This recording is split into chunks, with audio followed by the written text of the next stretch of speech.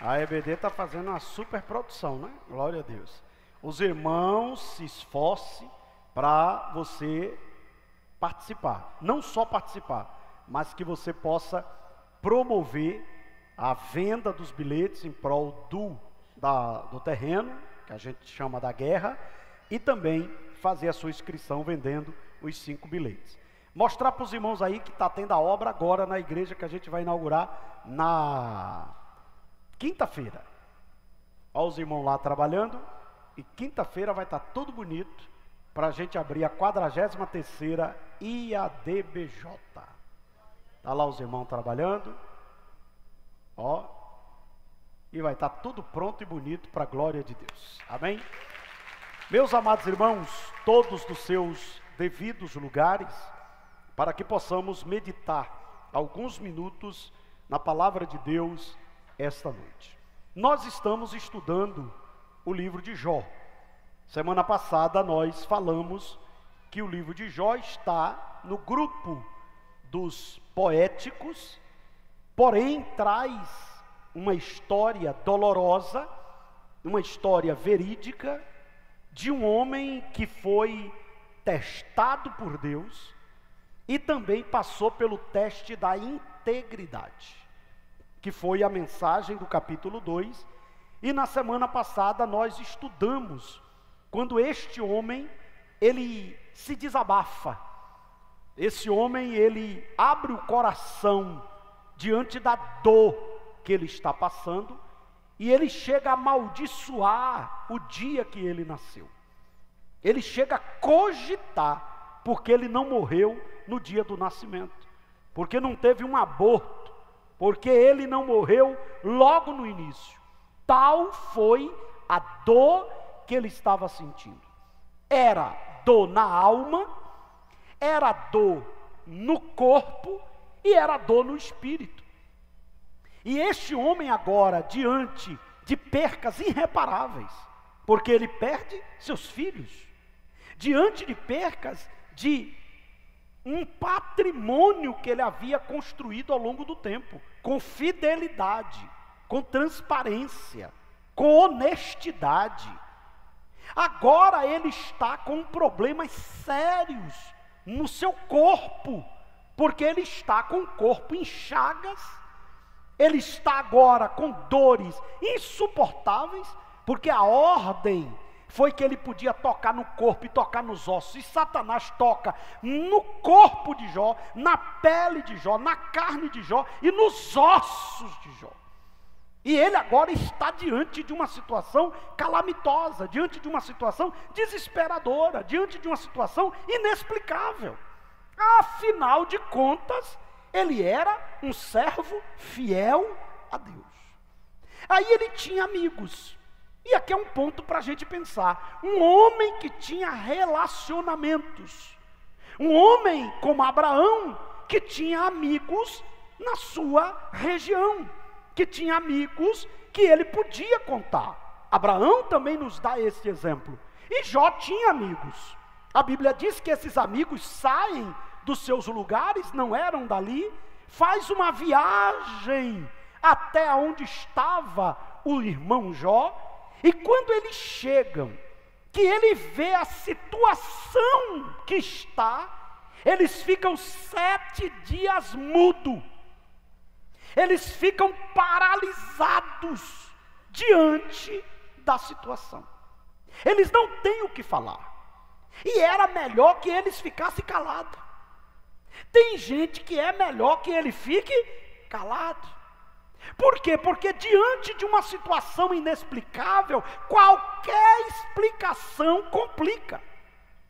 Vou repetir, diante de uma situação inexplicável, qualquer explicação complica tudo. Eu aconselho as pessoas que vão dar assistência a quem está vivendo uma dor, uma tragédia, não fale nada, fique perto. Só sua presença, só o seu abraço, só você emprestar os ouvidos para o desabafo da pessoa, já é suficiente. Há um tempo atrás, quando Freud, e ele desenvolveu a análise e desenvolveu a questão do inconsciente, a psicanálise freudiana ortodoxa, o psicanalista, o analista não falava nada. A pessoa pagava uma consulta, entrava no consultório, deitava no divã e ele tinha 50 minutos para falar o que ele quisesse. Porque o entendimento que o analista tinha, que Freud tinha, depois se desenvolveu outras teorias, Lacan, Melanie Klein e outros, e graças a Deus, porque se entende também que se cura também ouvindo, né? Não é só a pessoa desabafando, mas aquelas pessoas, a ideia que Freud tinha é, a doença que mata mais é você não ser ouvido. A maior queixa das pessoas é, ninguém me ouve, ninguém me entende. Então, as pessoas às vezes têm um analista e paga caro, porque um bom analista hoje custa em média aí uma consultazinha baratinha, 700 conto, e tem gente que paga uma consulta de 700 mil, 2.000 reais para ser ouvido. Às vezes a pessoa que está ouvindo não diz nada. A pessoa simplesmente deita ali e ele vai ouvir. E simplesmente ele vai desabafar. Os amigos de Jó ficam lá paralisados. E Jó desabafando. E Jó chorando. Nós falamos aqui na semana passada. Eu sou pastor, mas sou ser humano. Eu sou pastor, mas sou humano. Eu não posso passar a imagem de que eu não choro, de que, como a igreja católica passa a imagem que o Papa é infalível. Não existe. E muitas pessoas terminam se frustrando quando eles ficam com a ideia de que homens que fazem o trabalho, homens que estão na frente, são homens diferentes dos demais. Não, nós somos seres humanos. A diferença é, temos a unção de Deus sobre nós, a graça de Deus sobre nós e o poder de Deus sobre nós, mas somos humanos. E é por isso que tem um bocado de gente depressiva, é por isso que a doença de pastor hoje está matando uma série de pastores. E tem doença de pastor? Tem.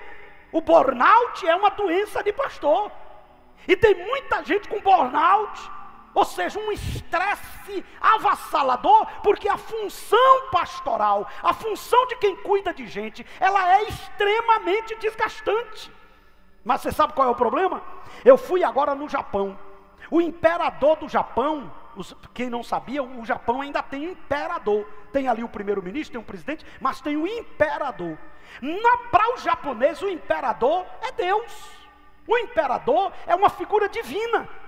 Teve o último imperador, que quando teve a guerra, e o Japão perdeu a guerra, o imperador chegou na televisão e disse, eu não sou Deus. Eu sou um ser humano. O que foi que aconteceu? Um bocado de japonês saiu e se matou. Porque eles tinham a ideia de que aquele homem não era homem, era um ser divino. E isto não é verdade. Preste bem atenção. Jó era um homem que temia Deus. Jó era um homem que Deus deu testemunho dele. Mas a Bíblia diz que Jó agora está se desaguando, se desabafando e dizendo, eu amaldiçoo o dia que eu nasci, não era para eu ter nascido, no dia do parto era para eu ter morrido, era para minha mãe ter me abortado, o dia que eu nasci se vire trevas, não tem a luz, não tem a alegria. Agora você não vê Jó dizendo, eu vou me matar. Você não vê Jó dizendo, Deus não presta. Você não vê Jó dizendo, eu vou desviar. Porque ele está dizendo, eu estou desabafando como ser humano, mas a minha fé está intacta. A minha fé é inabalável. A minha fé está fundada no Deus que não falha. Então os amigos, eles ficam ali olhando. Imagina. Você tem um homem temente a Deus, servo de Deus, de repente, imagina, você chega na casa de uma pessoa que você viu, temeu a Deus, serviu a Deus a vida inteira, de repente você sabe, rapaz, fulano de tal teve um acidente, morreu os filhos tudo, e no mesmo dia, rapaz, roubaram o dinheiro da pessoa todo, e as casas que ele construiu, caiu tudo, e a outra que não caiu, pegou fogo, o carro pegou fogo, você pensa o quê? Os amigos desesperados dizem, olha, a gente tem que ir lá visitar o amigo. Aconteceu alguma coisa, ele perdeu tudo. Chegaram lá e ficaram quietos. O problema não é eles ter ido. O problema não é ter ficado quieto. O problema é quando abriu a boca. O problema de muita gente é quando abre a boca. Porque abre a boca para falar do que não sabe. Abre a boca para tentar explicar o que não tem explicação. Não tem explicação. Existem coisas na vida do crente que não tem explicação. Como é que você vai explicar que uma mãe dirigente de oração, fiel a Deus, temente a Deus, acontece algumas coisas na vida dela? Homens que deram a vida pelo Evangelho, estão em cima de uma cama, não morrem e nem vivem. Homens que curaram pessoas em nome de Deus, homens que levantaram pessoas da cadeira de roda, homens que foram usados para curar gente com câncer, com AIDS, com tudo que você imaginar. E agora estão prostrados, sentindo dores horripilantes. Como é que explica isso? Não tem explicação, não tem como a gente chegar e dizer, olha, você está passando por isso, por causa disso. A maioria das pessoas é achismo.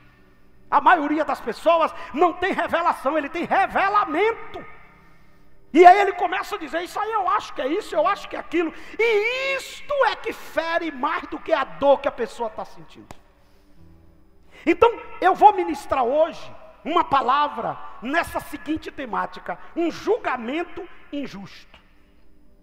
Esses amigos de Jó, e hoje a gente vai falar do mais velho, que era para vigiar mais, que era para ter o cuidado com o que fala, porque se ele fala primeiro, provavelmente ele era o mais velho. Ele era um homem que quando você vai estudar ele faz, era um homem que tinha preparo, era um homem intelectual, era um homem que tinha uma certa capacidade. Mas agora ele abre a boca e ele faz um julgamento injusto. Olhe para mim aqui. Você sabe por que traição dói tanto? Porque inimigo não trai.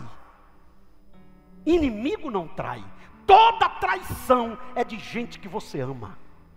Toda traição é de gente que você confia. Toda traição é de gente que você deu um voto de confiança. Toda traição é de gente que você ajudou. Por isso que dói tanto. Então esse julgamento aqui doeu mais do que as chagas que Jó estava sentindo. Por quê? Porque era de amigos, era de gente que Jó provavelmente deve ter ajudado ao longo da sua vida.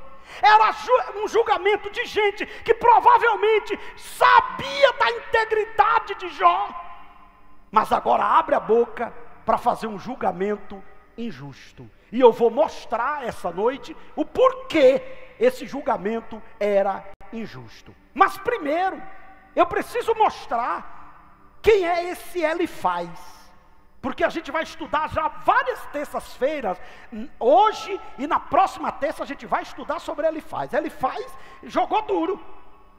Elifaz foi o que fez o discurso maior, foi o que mais perturbou, foi o que mais feriu de uma certa forma, porque ele usou uma teologia, que é a teologia que é seguida por muita gente, inclusive na Assembleia de Deus, inclusive na nossa igreja. É a teologia do julgamento, olhando as consequências, sem saber tudo que está envolvido. Então esse Elifaz, o nome dele significa, meu Deus é forte.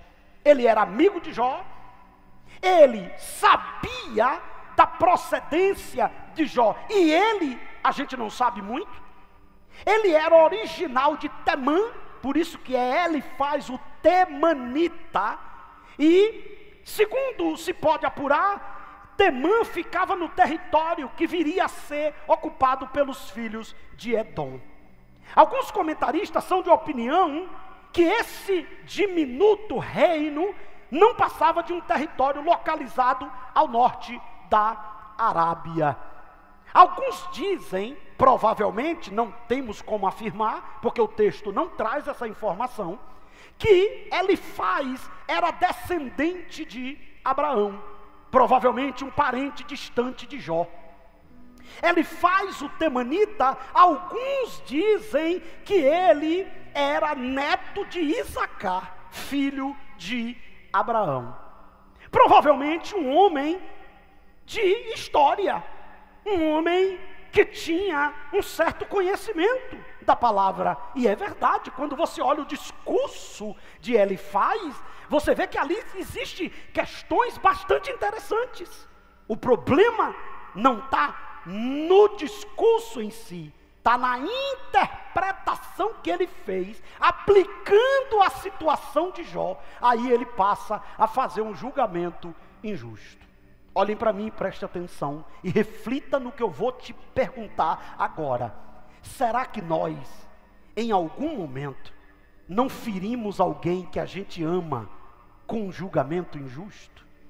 Será que não estamos ferindo pessoas que amamos? Às vezes um amigo, às vezes o cônjuge, às vezes um pai, às vezes a mãe, às vezes alguém que a gente conhece, mas que a gente olha a situação que a pessoa está vivendo e sem perceber, a gente fala, a gente julga, a gente, quem sabe, conjectura, e às vezes aquilo ali vai ferir de uma forma muito pior do que a tragédia que a pessoa está enfrentando. Então precisamos pensar sobre julgamento. A seguinte pergunta: nós podemos julgar? Existe uma falácia hoje no mundo evangélico, ou dos pseudos evangélicos, como se nós, como servos de Deus, não pudéssemos denunciar nada de errado, porque nós não temos autoridade para julgar. Mas o que a Bíblia diz? Nós podemos julgar? Então eu coloco aqui algumas coisas. O julgamento pode ser justo e pode ser injusto. O julgamento pode ser para o mal e ele pode ser para o bem ou bom. Quanto é para fazer distinção entre o que está certo e o que está errado, é bom. Olha o que diz 1 Coríntios capítulo 11, versículo 13. Julguem vocês mesmos. Será que é certo que, num culto de adoração, a mulher ore a Deus sem estar com a cabeça coberta? Olha o que Paulo diz: julguem vocês mesmos. Vocês têm a capacidade para fazer esse julgamento. Vocês têm a capacidade para fazer esta leitura correta. Julguem você mesmo. Aqui Paulo está tratando das mulheres orar com a cabeça descoberta. Quando é para condenar uma pessoa sem dó, levando a tropeçar, aí é mal. Existem pessoas que o seu julgamento é terrível. Porque tem gente que pensa assim: o que eu vou julgar que está acontecendo na vida do meu irmão, nunca vai acontecer comigo. Se nós tivermos um pouquinho de sensibilidade, as palavras serão temperadas antes de sair.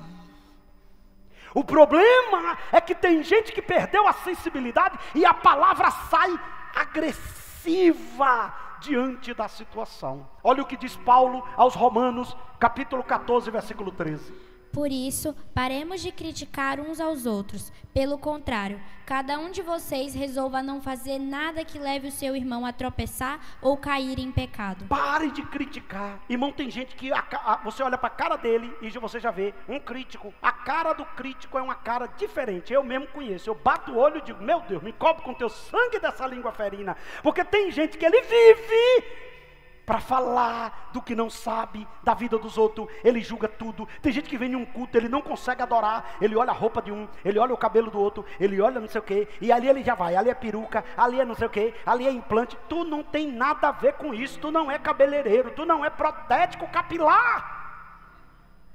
Mas tem gente que ele fica atribulado: ali não é cabelo, não é cabelo. Deus está falando e ele está futucando o outro. Ali não é cabelo. Sim, se não for cabelo, qual o problema?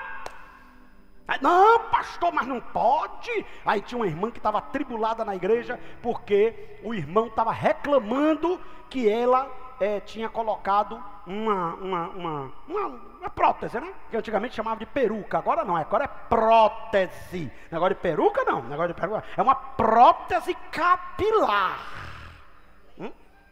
Aí já é chiqueza demais. A irmã está dizendo: é inglês, que negócio de inglês?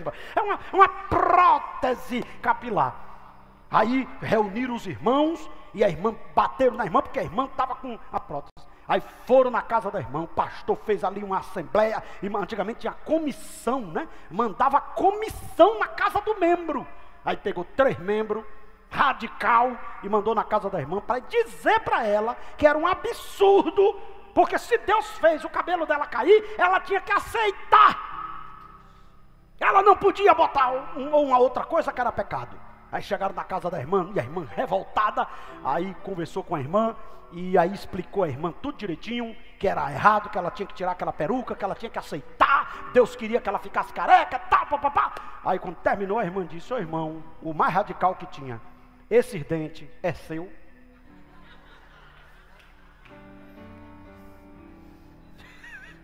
Entendeu, meu irmão? Glória a Deus. Porque antigamente também não tinha negócio de implante não, era chapa mesmo. Esse dente é seu? O irmão disse: não, meu irmão, é uma chapa, o que é que tem a ver? Deus fez seus dentes cair, fique banguelo, porque se eu não posso botar minha peruca, o senhor também não pode botar sua chapa.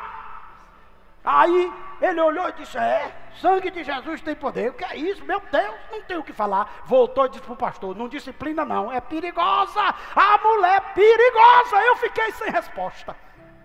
Tem gente que passa a vida inteira olhando para a vida dos outros. Esse tipo de julgamento um crente não deve fazer. O julgamento que está pautado na palavra, o julgamento que está pautado para corrigir desvios morais, doutrinários, ele tem que ser feito pela igreja verdadeira, pela igreja de Cristo. Agora, julgar, criticar, ficar falando mal de um, falando mal de outro, os maiores problemas da igreja está nesse problema aqui. Passa a vida inteira, tem gente que sabe da vida de todo mundo e julga todo mundo.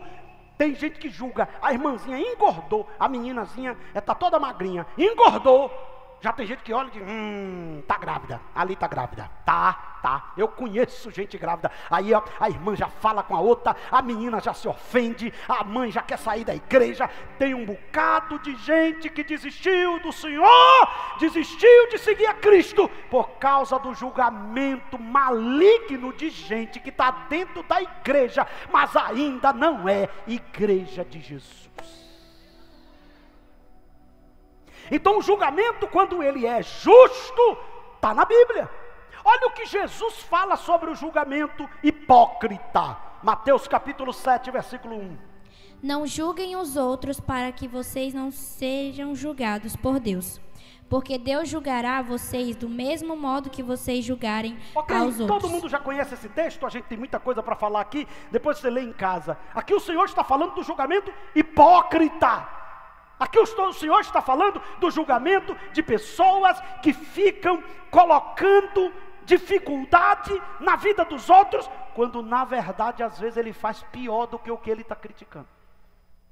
Mas aqui o texto diz: não julguem, porque com a mesma medida que você julgar, você será julgado. A Bíblia ainda diz mais: você está querendo tirar um cisco do olho do irmão, tem uma trave no teu.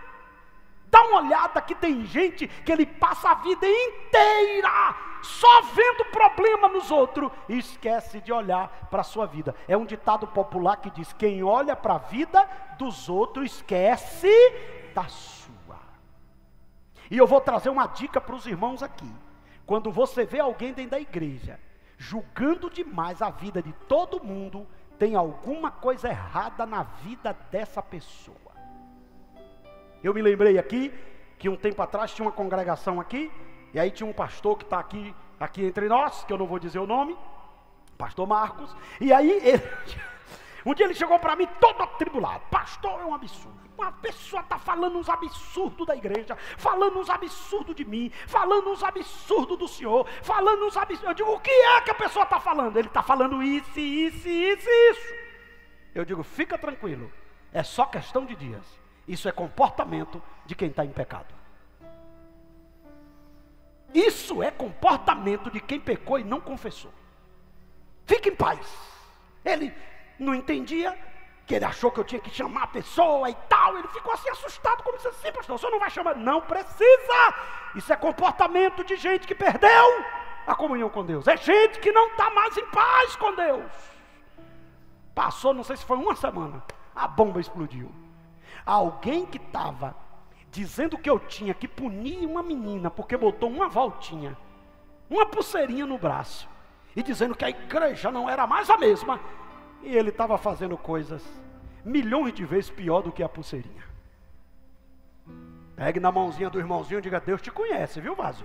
Não fica botando muito a banca não, que papai uma hora dessa vai ter que agir. Ok, vamos mudar de assunto para não ficar muito complicado, né? 2, o julgamento deve ser imparcial. Todo julgamento que é justo, ele não é parcial, ele é imparcial. Independente se é meu amigo, se não é meu amigo, independente se eu gosto, se eu não gosto. O julgamento tem que ser imparcial. Um bom sistema de justiça procura ser justo e imparcial. É a imitação de Deus. Não vai dar tempo a gente ler o texto. E o julgamento justo deve ser em amor. Eu vou falar aqui, deixa eu ver se dá para ler. Dá. Leia, por favor, o que está escrito. O julgamento deve ser em amor.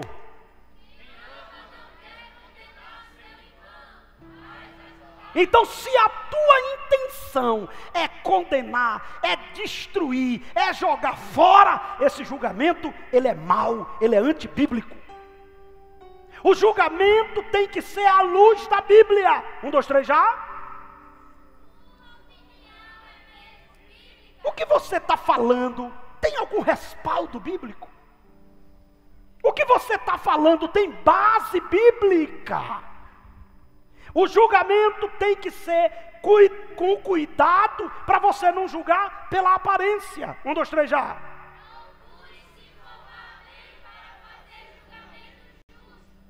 Me disseram, você não pode julgar no negócio de me disseram, irmão. Me disseram. Um dia uma irmã chegou para mim e disse: pastor, porque me disseram. Eu digo: pronto, então a senhora vai me trazer aqui todo mundo que lhe disse. Ela disse: faz de conta que eu não lhe disse mais nada. Me disseram. Às vezes, irmãos, esse me disseram é ela mesmo que inventou. Me disseram. É igual uma que chegou para mim: ó, pastor, vim aqui falar uma coisa para o senhor que está todo mundo falando. Aí eu levantei e tranquei a porta. Ela disse: o senhor trancou a porta? Eu digo: tranquei. E por que o senhor trancou? Porque a senhora vai me dizer quem é esse todo mundo. Sabe quem era? Ela, o marido, a filha, um irmão dela que não tinha juízo, e um perturbado que falava de todo mundo. Mas se eu não tivesse naquele dia morar, a senhora tem que me dizer quem é esse todo mundo. Então tem gente que ele julga pela aparência, não é justo. Olhe para você mesmo, antes de falar da vida dos outros, antes de julgar as questões dos outros, olhe para você. O irmão não aguenta, rapaz, a prova, fica murmurando, e tu no lugar dele. E se tu estivesse passando a mesma situação que ele? O julgamento tem que ser sincero, mas tem que ser compreensivo. O julgamento, você tem que ser tolerante. Tolerar é suportar em amor. Tem gente, irmão, reclamando, tem gente numa situação complicada, mas não é que a pessoa é mal, a pessoa não está aguentando, a pessoa já está naquela prova há muito tempo, a pessoa está vivendo uma sequência de feridas, uma sequência de decepções. Por isso que a gente tem que pesar nossas palavras, as nossas pregações. A maioria das pessoas muito radical pregando é as mais fracas que tem. Fica murmurando: suporte, aguente sua prova. Vão passando pela prova, dando glória a Deus, glória a Deus. Aí o irmão diz: eita, quando ele passa uma provinha, eu vou desviar, eu não vou pregar mais. Igual uma irmã que eu encontrei: eu vou beber sangue. Eu digo: é vampiro todo que beber sangue, meu irmão. E evite polêmica. Dá uma olhadinha para o seu irmão assim, com todo jeitinho. Ele deve já ter apanhado, está meio zangado. Olha para ele assim, com todo jeitinho. Diz assim: evita confusão, irmão. Evita confusão, evita problema para a tua vida. Evita polêmica. Tem gente que até para pregar, ele sai procurando os textos mais complicados para criar confusão. Ele é tão polêmico que ele já sai pesquisando assim: eu quero criar confusão hoje à luz da Bíblia, glória a Deus. Eu quero um texto de confusão, meu Deus. Dito isto, voltemos para a história de Jó. Eu só queria mostrar aqui sobre essa questão do julgamento, se a gente pode julgar ou se não pode julgar. Quando o julgamento é injusto, a gente tem algumas questões. Primeiro, 1, 2, 3 já, só as mulheres. Mais uma vez. Sabe o que é que sabe o que é que Elifaz estava dizendo? Elifaz estava dizendo isso aqui, ó. Chega aqui, Josimar. Vamos dizer que você é Jó. Aí eu sou Deus. Menino bom, fiel. Que homem que eu tenho me agradado. Aí teve lá uma prova, Deus permitiu que ele passasse a prova. Aí vai para a prova, vai para o chão, vai para a prova. E esse aí é artista, já se arrebenta logo todo, viu, irmão? Senta, irmão, senta, pelo menos para o irmão conversar contigo, senta. Glória a Deus. Não sei se vai se levantar-se numa boa. Aí vem cá, padre. Aí o padre vai ser Elifaz. Sabe o que Elifaz faz? Olhe para mim, irmão, presta atenção nisso aqui. O homem aqui está justificado por Deus, mas Deus não livrou ele da prova. O de cá, que não conhece a história toda, olha a situação e diz assim: é pecado, irmão. Confesse seu pecado. Isso é consequência do pecado. Olhe para...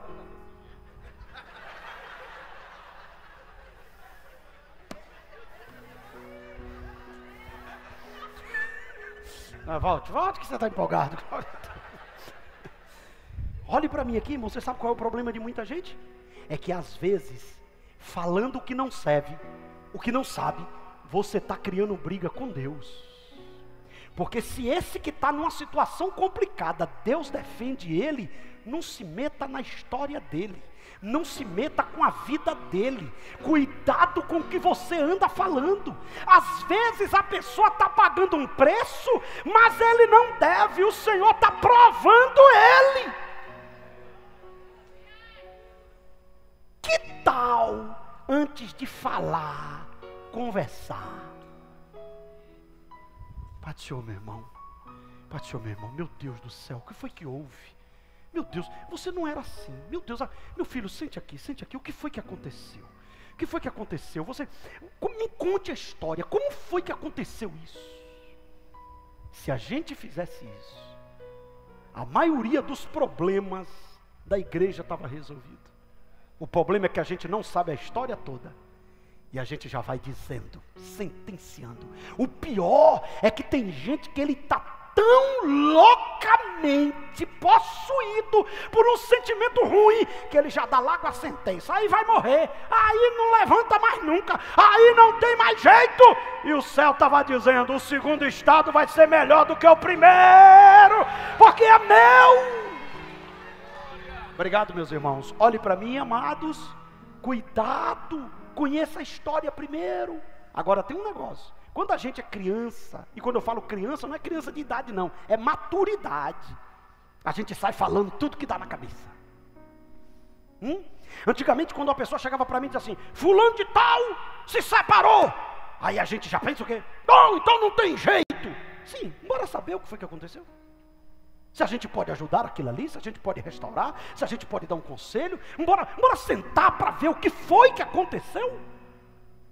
Quantas pessoas não foram mortas pela prova? Quem mataram foram os falsos irmãos.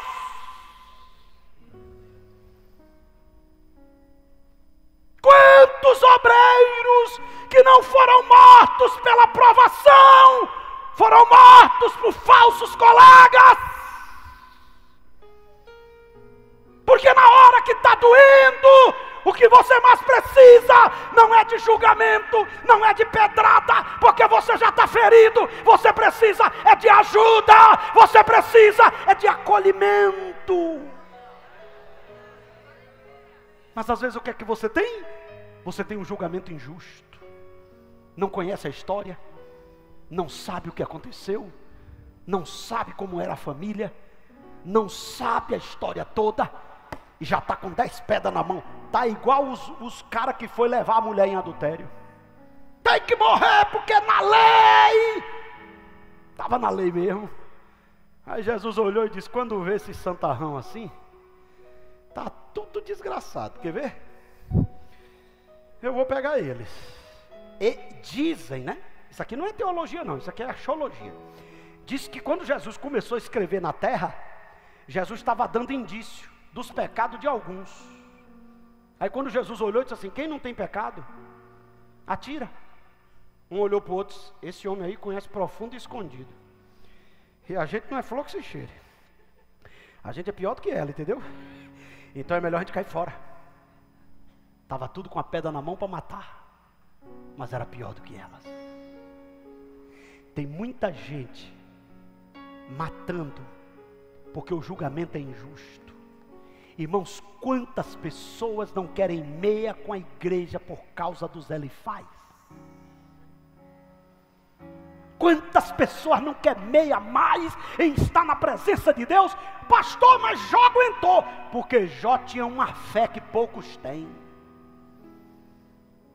Mas passar o que Jó passou, na dor que ele estava, e sofreu o julgamento de amigos, ele só suportou porque a fé dele era uma fé de verdade fenomenal.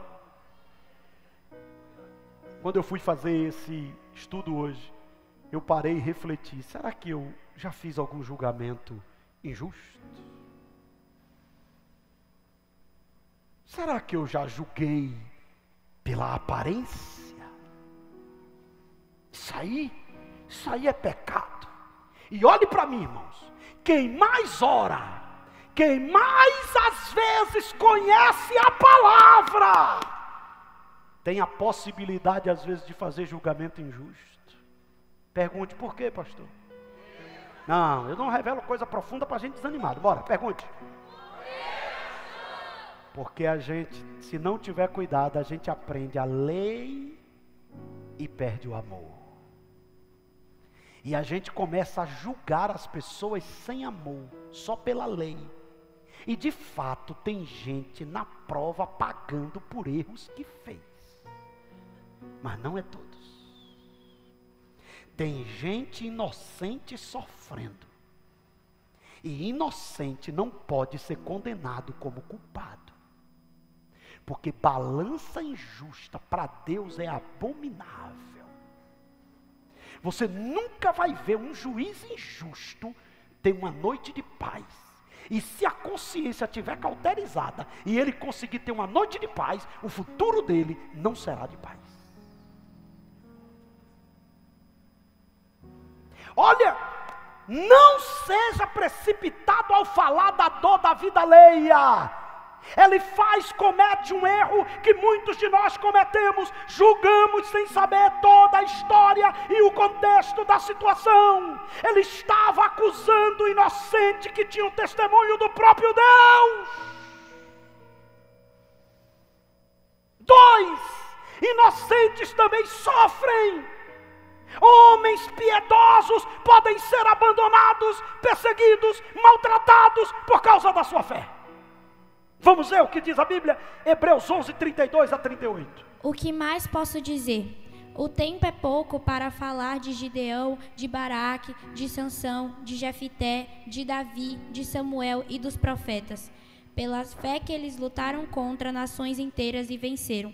Fizeram o que era correto e receberam o que Deus lhe havia prometido, fechando a boca de leões, apagando incêndios terríveis, e escaparam de serem mortos à espada. Eram fracos, mas se tornaram fortes. Foram poderosos na guerra e venceram exércitos estrangeiros. Pela fé, mulheres receberam de volta os seus mortos, que ressuscitaram. Outros foram torturados até a morte. Eles recusaram ser postos em liberdade, a fim de ressuscitar para uma vida melhor. Outros foram torturados até a morte. Diga comigo, o Deus que eu sirvo tem o poder de livrar, mas tem dia, tem situações que Ele não livra. Olha o 35, 36, né? Alguns foram insultados, foram surrados, e outros acorrentados e jogados na cadeia. Outros foram mortos a pedradas, outros cerrados pelo meio, outros mortos à espada. Andaram de um lado para o outro, vestidos de peles de ovelha e de cabras. Eram pobres, perseguidos e maltratados. Andaram como refugiados pelos desertos e montes. Viviam em cavernas e em buracos na terra. O mundo não era digno deles. Mas viviam como nada. O mundo não era digno de homens que no céu eram heróis, mas na terra eram mendigos. No céu eram milionários e na terra não tinha nem o que comer. Pecaram? Não. Mas o Senhor permitiu que eles passassem por aquilo. A gente precisa ter muito cuidado com julgamentos sem conhecer totalmente a história. Vamos andando. 1, 2, 3 já. Os homens. Nem sempre o sofrimento é castigo. Na verdade, o sofrimento às vezes é benéfico. Existem benefícios do sofrimento. Vamos lá? Pôr à prova a sua integridade. Produzir perseverança e caráter. Elimina o orgulho egoísta. O que é isso, pastor? O sofrimento faz. Ajuda-nos a relacionar com Cristo e sermos mais parecidos com Ele. Eu li uma frase que diz assim: os homens que mais Deus usa é os homens que mais Deus fere. Você nunca vai encontrar um homem, uma mulher tremendamente usado por Deus, sem ter uma história de dor profunda na sua trajetória. Por isso que quando eu vejo gente dizendo: Senhor, eu quero que o Senhor me use no profundo, Deus diz: então eu vou ter que te tratar no profundo também. Diga comigo assim: a dor e o sofrimento é como um fogo que tira as impurezas para ficar só a essência.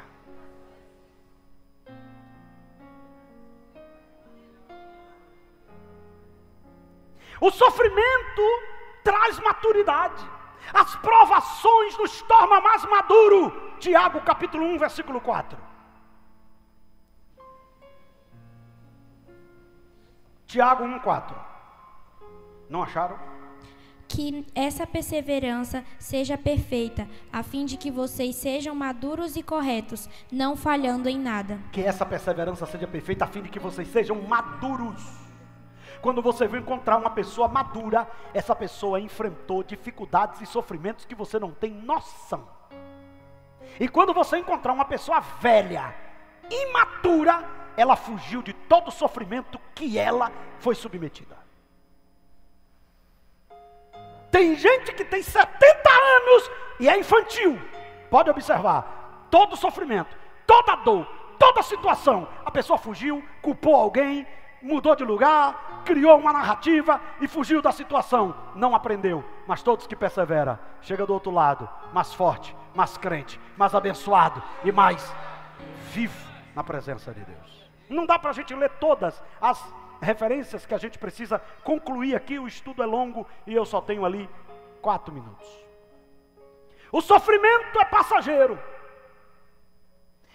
Todo sofrimento e dificuldade deste tempo presente, doença, sofrimento, dor, desapontamento, injustiça, maus tratos, angústia, perseguição, dificuldade de todo tipo, deve ser considerada como insignificante quando em comparação às bênçãos e o privilégio que a glória que será dada aos seguidores de Cristo. Pergunte para mim, por que um crente deve suportar o sofrimento? Eu vou lhe responder. E se você está vivo, manifeste-se adorando a Deus. É porque nenhum sofrimento que o fiel passa chega a 0,1% daquilo que a eternidade vai revelar de bênção para a sua vida. Pega na mão do teu irmão como autoridade e diga: depois dessa prova, tem vitória, tem milagre, tem salvação, tem libertação, tem resposta.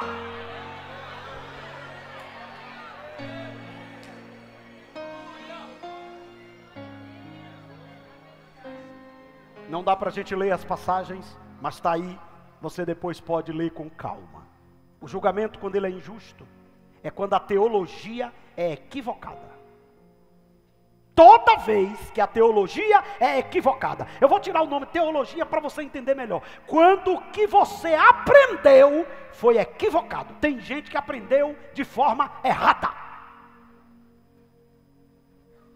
E essa ideia da teologia sofismática, ou seja, baseada em sofisma. O que é sofisma? Argumento, raciocínio, concebido com o objetivo de produzir uma ilusão da verdade, que embora simule um acordo com as regras da lógica, apresenta na realidade uma estrutura interna, inconsistente, incorreta e deliberadamente enganosa. Tem gente que o ensino dele é sofisma, a teologia dele é sofismática. Ele pega parte da verdade, desenvolve uma narrativa e sai acusando os outros e ferindo os outros. Sabe o que é que ele faz? Ele usa erradamente a teologia e conclui: apenas os que desagradam a Deus sofrem. Não é verdade. Porque se sofre só quem desagrada a Deus, Jesus desagradou a Deus. Porque quem mais sofreu do que Jesus? Quem mais foi envergonhado do que Jesus? Quem mais foi debochado do que Jesus? Quem mais foi ridicularizado do que Jesus? Então a teologia do sofisma é parecido com a teologia da prosperidade. O que é a teologia da prosperidade? Se você é fiel, você não vai sofrer. E as igrejas da teologia da prosperidade já diz logo a você: pare de sofrer. Não é pare de sofrer. O evangelho é assim, vem sofrer. Enquanto alguém está dizendo pare de sofrer, o evangelho está dizendo vem sofrer. Porque o dono da igreja está dizendo: no mundo tereis aflições, mas tende bom ânimo, eu venci. O sofrimento aqui, olhe para mim, irmãos, não é pelo pecado, não é pela injustiça. O sofrimento aqui é por amor ao Senhor. A Bíblia chega a dizer o seguinte: fique feliz quando você for humilhado, quando você for perseguido por causa do Evangelho. Começa a comemorar, diga glória a Deus, que maravilha, a recompensa vai ser grande, vai ser maravilhosa. Olha para o teu irmão, diga: se você está sofrendo pelo Evangelho, comece a soltar fogos, porque a tua recompensa vai ser extraordinária. Tem gente que tem uma teologia perversa. Eu estava pregando essa semana que tem gente que mesmo vendo milagre, ele não se quebranta. Não se quebranta. Tem gente que a teologia dele é tão miserável que mesmo Deus operando, ele não se quebranta. Bora para a Bíblia? Vamos lá? O homem estava no tanque de Betesda. Jesus chegou e disse: quer ser curado, meu filho? O cara disse: eu quero, mas não tem ninguém que me jogue. Jesus disse: não precisa, pega a cama. O cara pegou a cama na hora. O cara era paralítico. Quando pegou a cama, bota as costas, anda. O cara disse: rapaz, eu estou andando, vai embora. Quando chegou lá na frente, olha o que é uma teologia perversa. Quem encontrou o homem sabia que ele era paralítico, mas em vez de glorificar a Deus, eles preferiram julgar o milagre pelo dia. Como é que ele faz milagre dia de sábado? Aí chegaram para o homem e perguntaram assim: você não sabe que hoje é sábado, não? O cara disse: eu sei. E está fazendo o que carregando a cama? Ele disse: rapaz, é eu. Está conhecendo não? O paralítico lá do tanque. Estou andando, cara. Não importa se você está andando. O que importa... E olha o que a teologia da perversidade faz. Não está escrito na Bíblia que carregar a cama é trabalhar. Era uma interpretação dos fariseus. Eles interpretavam que carregar a cama era trabalhar. Como não podia trabalhar no sábado, não importa se tem milagre. O que importa é que eu não concordo. O que importa é que eu não aceito. O que importa é que eu não entendo. E o Senhor está dizendo: mas eu não preciso que alguém concorde ou entenda. Eu sou o Senhor e eu faço como eu quero. E na teologia perversa, tem gente que fica nas igrejas criticando. Para que isso? Para que aquilo? E não sei o quê. E o cara está dizendo: irmão, deixa eu adorar. Eu era traficante, deixa eu dar minhas glórias. Eu adoro assim mesmo. Epa, glória! Mas não era melhor do que eu andar com um rifle na mão, te assaltando? Não, mas não importa. Não precisa ficar com esses gritos. Irmão, eu estou indo para o matutino. Não precisa ir para o matutino. Irmão, eu era feiticeiro. Eu agora estou adorando a Deus. Deixa eu adorar. Tem um bocado de gente que a teologia dele é tão perversa que mesmo vendo Deus fazer o milagre, ele é capaz de matar pessoas. Mas essa noite no culto de doutrina, o Senhor vai tirar de nós essa malignidade, se houver. Olha para esse irmão e diga: aprenda a adorar pelo que o Senhor fez, meu irmão. Tem coisa que Deus vai fazer, você não vai entender. Agora prepara o maior glória que você já deu essa noite. Aí o cara perguntou: e quem foi esse homem que fez essa tragédia? Olha a situação. Quem foi essa pessoa que fez essa tragédia de lhe curar num dia de sábado? Olha a malignidade. Quem foi esse miserável que te curou no dia de sábado? O homem olhou e disse: rapaz, tu sabe que eu nem perguntei o nome.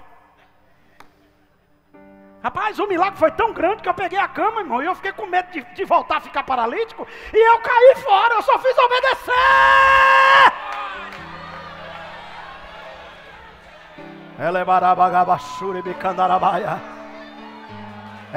Irmão, as igrejas estão cheias de Elifaz. Os púlpitos têm Elifaz. As igrejas estão cheias de gente com a teologia perversa.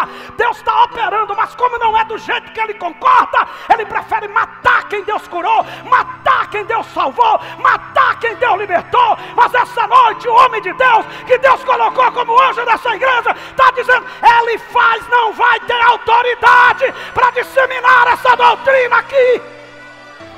Não. Aqui o que Deus faz é mais importante do que o que você acha. Aqui o que Deus faz é mais importante do que a interpretação da sua teologia. Mas o senhor faz o seguinte: eu não vou discutir com o senhor não. Eu estou dizendo ao senhor que eu era paralítico, estou levantando. O senhor não entende? Eu vou lá perguntar o homem, como é o nome dele? Perguntar, porque tá essa confusão toda. Eu estava paralítico, o homem passou lá, mandou eu levantar, e tá essa confusão toda. Eu vou perguntar o nome dele. Aí voltou, chegou lá e encontrou Jesus. Como é seu nome? Eu disse: Jesus. Ele disse: obrigado. Aí voltou lá e disse: olha, amigo, é o seguinte, quem foi no tanque e mandou eu andar, e o milagre aconteceu, o nome dele é Jesus.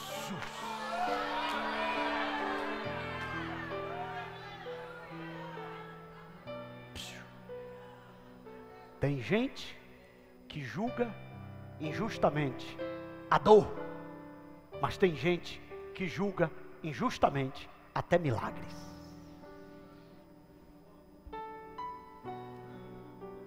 E diga, olhe para mim, escute aqui. E a gente aqui que é obreiro, a gente precisa ter muito cuidado, senão a gente também faz isso. Porque às vezes o dono da obra faz umas coisas que, se a gente não tiver assim com Jesus, a gente não entende não. Mas eu sou homem de Deus, mas tem que estar assim com Jesus. Porque às vezes Jesus vai fazer umas coisas que, se a gente não tiver cuidado, a gente julga injustamente. Vamos andando. Não seja insensível. Diga comigo assim: toda vez.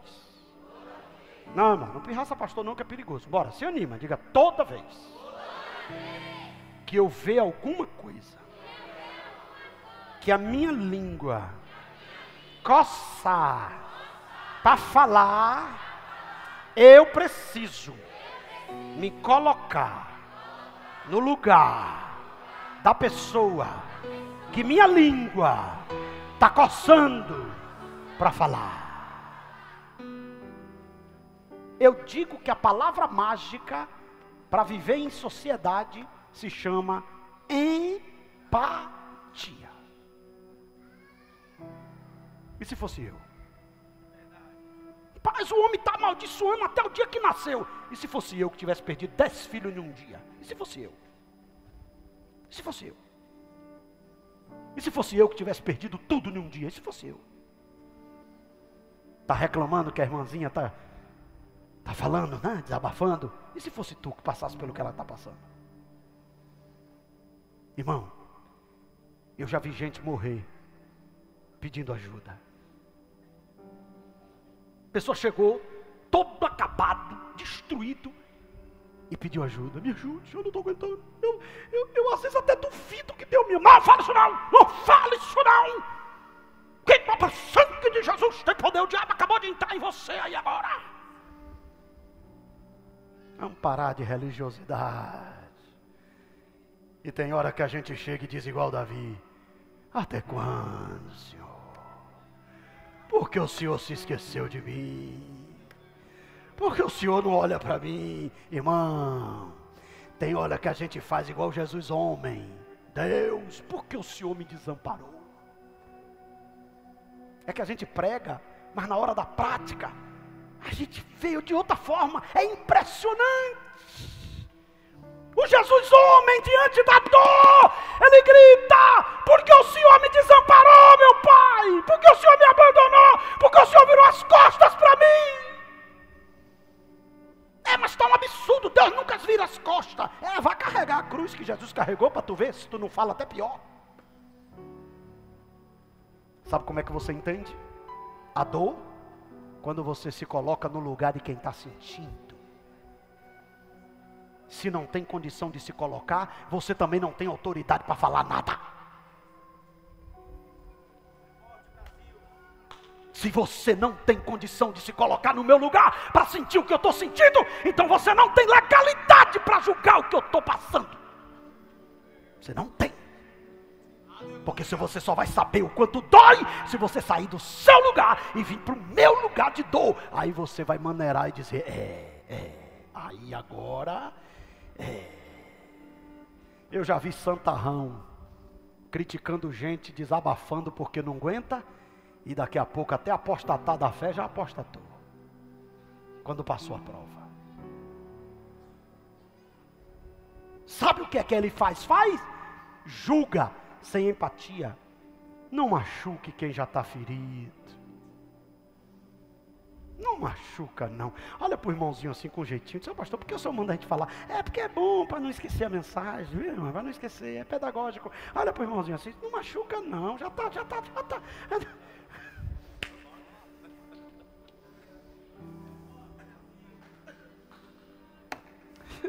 Olha, irmão, vem cá de novo, Jó, vem cá de novo, Jó. Vai, Jó, você acaba todo, Jó. Pega um caco de telha, Jó, se coça. O bichinho já está acabado. O mau cheiro era tão grande que eles ficaram de longe. Tu adoraria com caco de telha? Tu faria festa de aniversário, na tua data de aniversário, com caco de telha, fedendo, sentindo dor? A mulher depressiva, com a cara desse tamanho, com os cabelos nas nuvens, porque a mulher sente mais do que o homem, porque ela perdeu 10 filhos. E a mulher olhando: vai, se coça, Jó. Misericórdia, rapaz, o homem era crente. Rapaz, tem uns aí que nem ora e não passa por isso. Esse daí só anda em oração, faz jejum, é crente, dirige congregação, e uma prova dessa, rapaz, eu não estou entendendo o que é que acontece na vida desse homem. Mas o bichinho já está ferido. Se não dá para fazer o curativo, cala a boca. Se não dá para botar o remédio, guarda essa língua ferina dentro dessa boca. Se não dá para estender a mão, não fala nada. Mas como a gente é mau, né? Como a gente é mau. E a gente é mau em nome de Deus às vezes. Às vezes a gente chega para o irmão se coçando: de que esse queixo homem, né? que esse queixo homem, eu nunca me enganou. A cara dele, eu acho que ele tem 3 mulheres. Tem 3 mulheres. 3 mulheres. Olhe bem, um homem fiel, não passa o que ele passa. Ele tem 3 mulheres. Ele tem alguma mulher na rua. Aí olhe para mim, o irmão está lá aqui, ó. Daqui a pouco chega alguém e diz assim, ó: teu amigo Marcos diz que tu tem 4 mulheres. Porque Marcos falou 3. Aí o fofoqueiro tem que botar a dele também, né? Entendeu? O fofoqueiro nunca entrega o recado do jeito que foi. Ele bota o dele, né? Era 3 mulheres, agora ele já botou. Disseram que tu tem 4 mulheres. Irmão, o cara está aqui fiel a Deus, se coçando. Ninguém entende o que está acontecendo. E chega um irmão em Cristo, em vez de dizer assim, ó, vamos orar, vamos fazer uma campanha. E o pior é quando alguém fala mal dizendo que está orando. Vamos orar pelo irmão Josimar, que eu acho que o pecado ali é gravíssimo. Até para orar, às vezes a gente dá o tiro da misericórdia. Diga para o seu irmão, se não dá para ajudar, meu irmão, guarda essa língua, porque tu está assinando tua sentença. Quando tu julga quem tu não conhece, quando tu fala do que tu não sabe, Deus vai se encarregar de te colocar em uma situação que ninguém vai te entender. Obrigado, meu filho. Tua cota por hoje. Cuidado com a letra fria da lei. Um dia, eu passei num determinado lugar e um homem da lei foi extremamente injusto comigo. Por uma coisa que ele poderia ter só me aconselhado. Ó senhor, resolve isso aqui. Já que o senhor está dizendo que não sabia, que o senhor tem que resolver. Não! Eu digo, tranquilo, pode fazer. Aí passou uns 6 meses, estou vendo uma reportagem. O crime que ele cometeu era horrível. Na área daquilo que ele poderia ter tido misericórdia de mim. Eu descobri que quando você não tem misericórdia de gente, você reflete o engano que há em você. Quantos seu carrinho foi preso por um dia do emplacamento vencido, por esquecer, e o policial chegou e disse, está preso! E depois o policial sai do plantão e entra em um carro que é dele e a placa é fria. Imagina.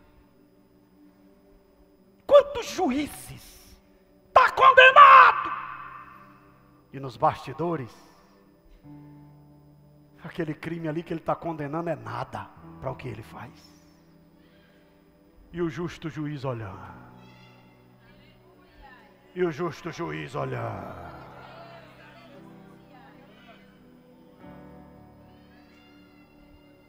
Mudar de assunto para eu não entrar em outras áreas. Vamos lá, por favor, repitam bem forte para a gente encerrar o culto de hoje, que a doutrina está forte, eu não quero que ninguém saia com desarranjo intestinal e espiritual. 1, 2, 3 já. Ok, eu quero que você repita isso para no mínimo 2 irmãos. Diga para ele assim, nem sempre nós colhemos o que plantamos. Nem sempre. A Bíblia fala da lei da semeadura.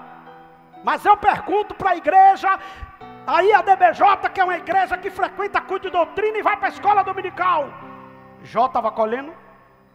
Jó estava colhendo? Jó estava colhendo?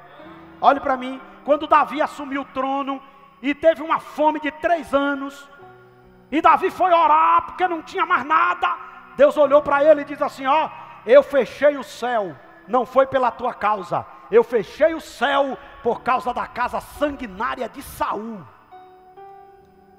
que matou os gibeonitas. Tem coisas que tem gente colhendo que não foi ele que plantou. Às vezes você está colhendo um plantio que foi de outro. E outra coisa, tem coisa também que você colhe de bom que não foi você que plantou não, viu, bebê? A Bíblia diz que a gente é colocado às vezes em lugares para colher o que não plantou. A gente precisa ter muito cuidado, senão a gente pega a lei da semeadura e aplica para todo mundo. A gente pega a lei da semeadura e diz, não, se está colhendo porque fez alguma coisa. Tem gente, irmão, que não dá uma cesta básica a alguém. Olhe para mim. Tem gente que não dá uma cesta básica a alguém. Sabe dizendo o quê? Se está necessitado, está colhendo.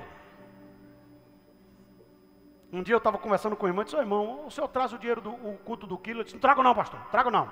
E eu não ajudo ninguém não.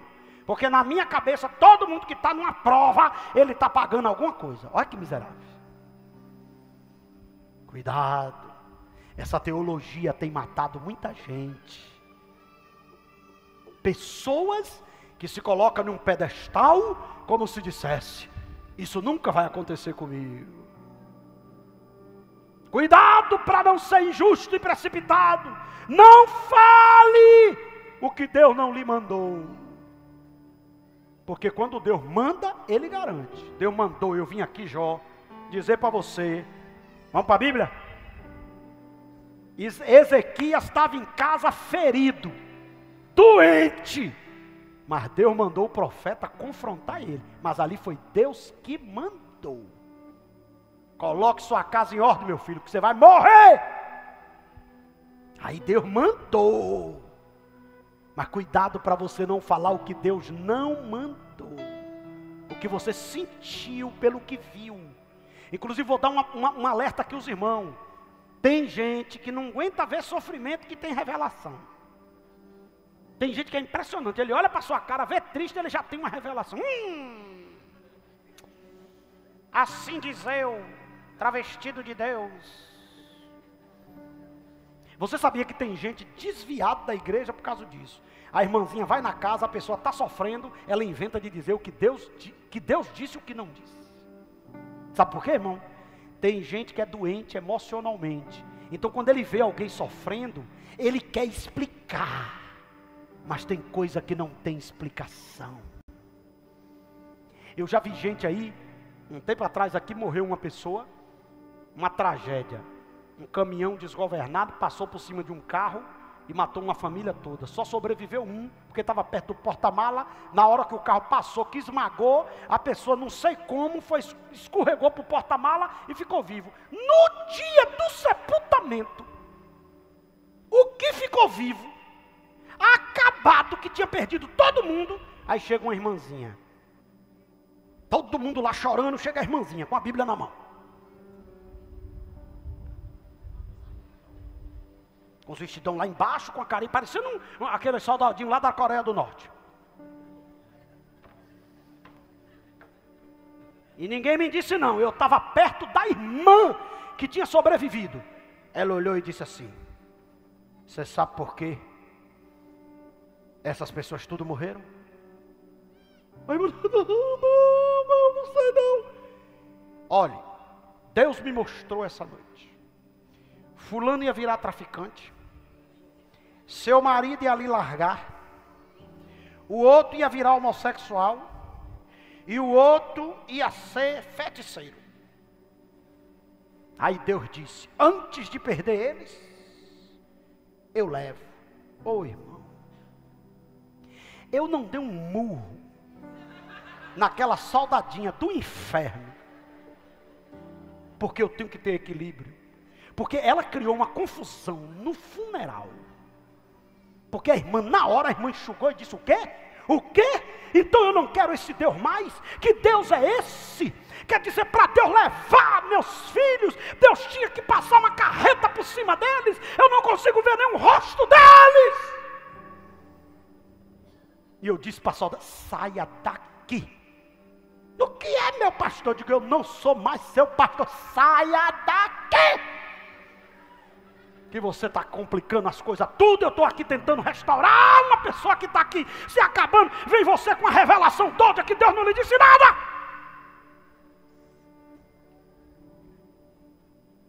Aí peguei uma irmã que era dirigente de oração, disse: abrace ela, minha irmã, abrace ela aqui, abrace ela. A que estava chorando, bora orar. Fica tranquilo, meu irmão, vou orar pela senhora. Depois descobriu que essa profetinha da Coreia do Norte não era profeta coisa nenhuma, era uma terrorista.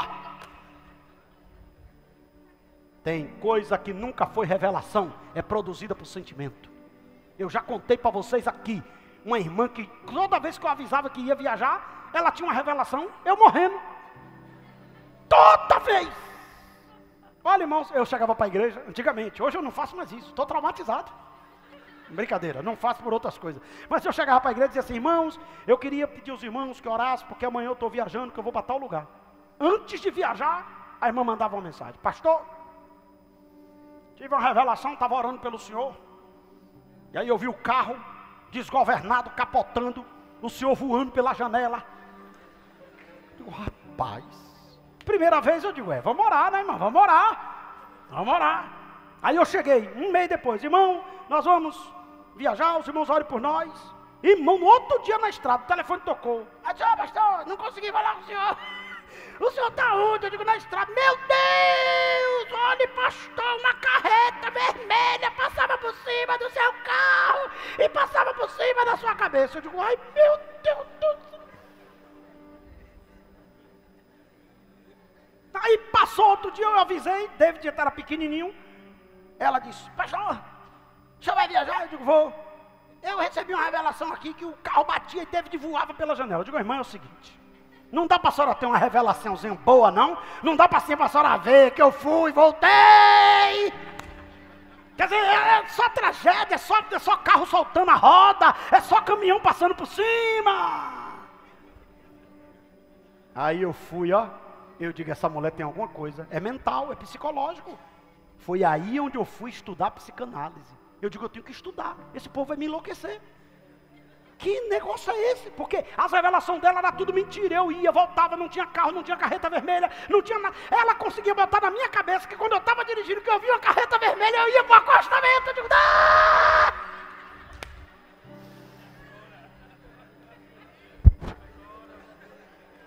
Vai estudar interpretação de sonho.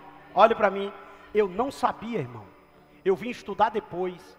Por exemplo, olhe para mim, se eu não gostar de Ezequiel, e Ezequiel disser que vai fazer um percurso que é meio perigoso, dentro de mim produz alguma coisa pelo meu desejo por não gostar dele, e de noite eu sonho com aquilo.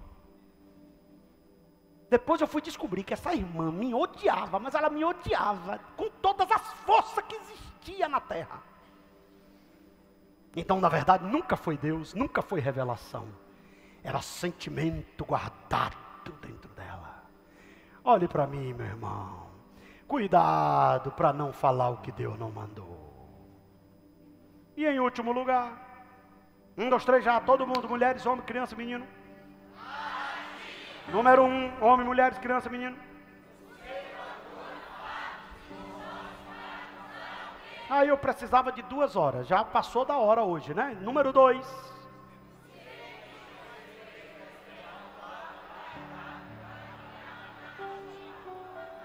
Não sei se você já ouviu essa frase, mas ela me machuca profundamente. Quando alguém sabe que alguém teve um problema e uma pessoa grita assim: eu sabia. A pergunta é: se sabia, fez o que para evitar? Um dia eu vi uma pessoa que caiu, um pregador, um homem de Deus, e aí o irmão foi pedir oração, a irmã gritou de lá: eu sabia, nunca me enganou. Gente que fica espreita, esperando, para justificar suas invejas, seus ódios, suas mágoas, seus rancores. Olhe para mim, eu só vou pontuar, porque senão eu crio uma narrativa também. O Elifaz, quem sabe, tinha a inveja de Jó. E quando viu ele perder tudo que ele nunca teve, ele olhou e disse: deve ser que ele nunca foi quem eu pensei que ele era. Amém. Fica de pé.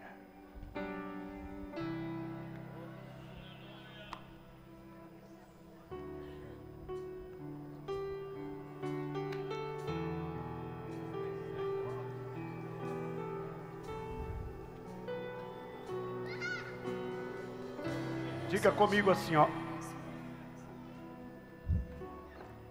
Diga comigo assim: Senhor, me ajude a nunca fazer um julgamento injusto de dor alheia. Agora diga: Senhor, me perdoe se eu já fiz um julgamento injusto de pessoas que estavam precisando de minha ajuda, e eu, em vez de ajudar, julguei, feri, machuquei. Mas eu te prometo que eu não vou fazer mais isso. Eu vou lhe dar meio minuto, porque a hora já foi, para você orar por esse irmão que está do seu lado, para que Deus tenha misericórdia dele. Está valendo.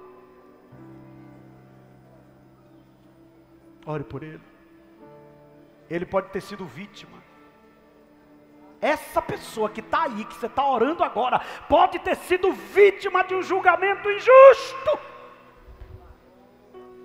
E quem sabe pensou até em desistir da fé, pensou até de deixar de fazer o que faz. Essa pessoa pode estar sofrendo um julgamento injusto, de línguas que falam o que não sabe. Pede a Deus: ajuda meu irmão Jesus, guarda meu irmão Jesus, tem misericórdia do meu irmão Jesus.